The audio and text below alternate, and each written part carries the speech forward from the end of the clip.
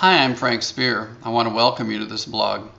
What I'd like to share with you in this session is a question that students ask frequently these days, and that is about the maintenance of stained ceramic restorations.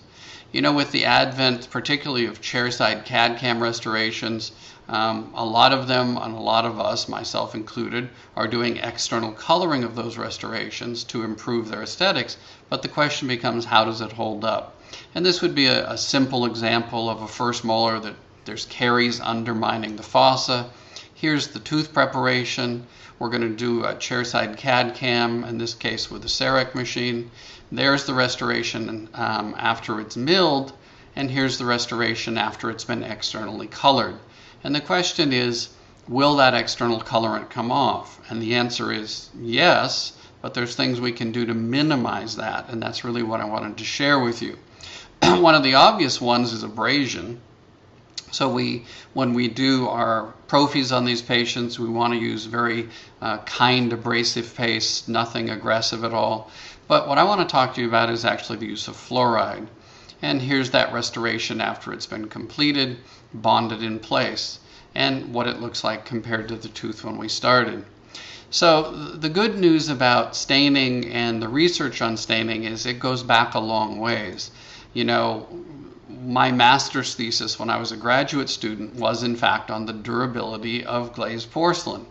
And this was a friend of mine who I went to college with, whose father was a dentist. And I want you to notice the left central incisor. It basically looks like it's been sandblasted, and yet it was a restoration, a metal ceramic restoration that at one time was glazed. And so when I did my master's thesis, I decided to look at what were the things that specifically affect the surface of porcelain, because if it will etch porcelain like this, it will also remove stain. I didn't investigate any abrasives. Instead, I was curious about fluorides. And it may seem surprising that fluorides could potentially remove stain, but when I show you what my research was in a second, I think you'll see how that could happen. Now, this was really a big concern for us back in that period of time because we really didn't have all of the master ceramists that we do today. So if you wanted a restoration to look like this 3-unit bridge from canine to second premolar, pretty much what you got back from the lab was typically a base shade like an A2 or D2. And then all of the color you see was actually color that I added. This is a restoration I did about 1982. And here you can see the patient's mouth. He wasn't at all concerned about the discoloration of his teeth. He just wanted the bridge to match his existing teeth. And there you can see the left canine, first premolar pontic, second premolar. And they blend pretty well, but that's all external color. And so what do we know about external color? Well, let me share with you what my master's thesis was.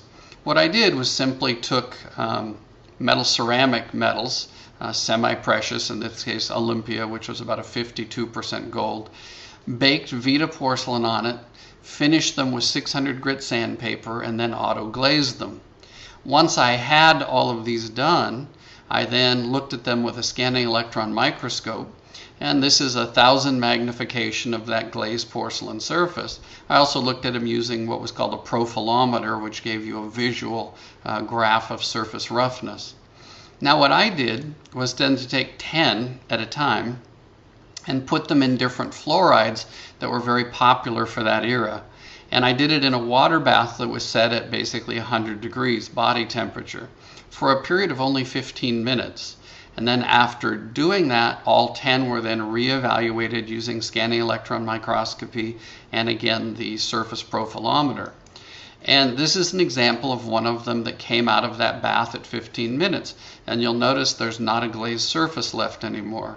And in fact, this isn't the worst by far. So let me share with you what we know about fluorides and porcelain surfaces.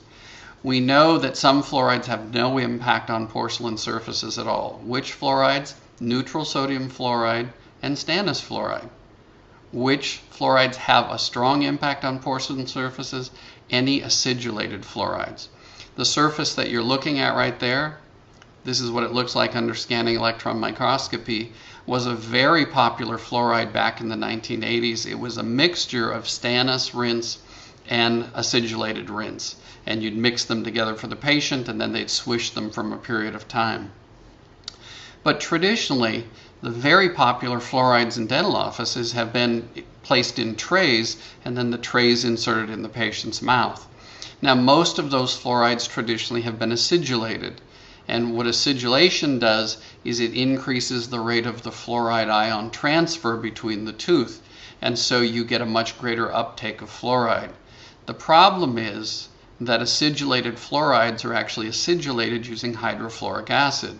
Hydrofluoric acid being the same thing that your lab uses to etch all of your porcelain restorations so you can bond them. In fact, it's the same material that your lab uses to strip ceramic from a metal ceramic coping if they want to take the porcelain off.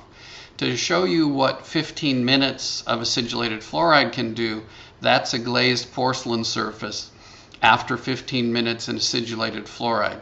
Now, if you figure that the typical dental office treats the patient with a tray for 2 to 3 minutes, that's only the equivalent of perhaps 3 to 5 years of fluoride treatments, and I can tell you there will be no stain left and there'll be no surface glaze left either. So what's the take-home message? Well, I told you about my friend whose father was the dentist. He would go in and his father would give him 3-minute acidulated fluoride treatments every 3 months just because he didn't want his son to get any caries. Well, basically what's happened is the acidulated fluoride has essentially etched away the surface of this crown.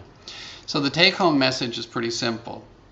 If you have a lot of ceramic restorations in a patient's mouth, whether they're stained or not stained, what you really want to do is use neutral fluorides, either neutral sodium fluoride or stannous fluoride, but stay away from anything acidulated.